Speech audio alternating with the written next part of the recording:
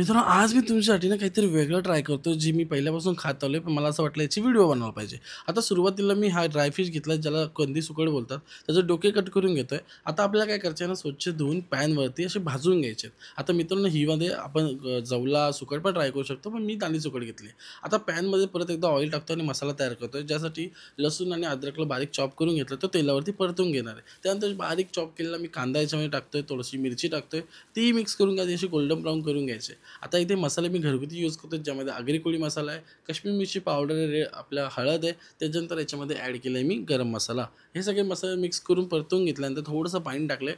त्याच्यानंतर चॉप केलेलं टोमॅटो याच्यामध्ये ॲड करायचा आहे, थोडं चवीनुसार मीठ याच्यामध्ये ॲड करायचं आहे. टोमॅटोला लवकरात लवकर मेल्ट करण्यासाठी आपण याच्यामध्ये मीठ टाकतो. आता ही सगळं परतून झाल्यानंतर याच्यामध्ये ती तांबडी सुकट जी भाजून ठेवलेली ती याच्यामध्ये ॲड करणार आहे. मिक्स करून घ्या आणि लो मिडियम फ्लेमवरती थोडंसं पाणी ॲड करून एक 7-8 मिनिटं तिला झाकण ठेवून मस्त शिजवून घ्या, जेणेकरून ती प्रॉपर शिजली पाहिजे आणि सगळे फ्लेवर्स आले पाहिजेत. आता मित्रांनो काय करतो, याच्यातली सगळी भाजी मी साईडला काढतो आणि डायरेक्ट याच्यामध्ये राईस टाकणार आहे. ज्यांना कोणाला ड्रायफिश खूप जास्त आवडते त्यांनी हे नक्की ट्राय करा. असं केलं नसेल तर. केलं असेल तर तुम्ही कुठली जास्ती खाता, सुकट खाता की जवला खाता या वाकटी खाता, ते मला कमेंट करून सांगा. अशा प्रकारे राईस होतं गरम-गरम, त्यासोबत ती चटणी आणि मस्तपैकी सर्व्ह केलं. लिंबू वगैरे असेल तर पिळून मस्त कांद्यासोबत एन्जॉय करा आणि तुम्हाला खूप जास्त आवडेल, जर कुणी काही ट्राय नसेल केलं तर.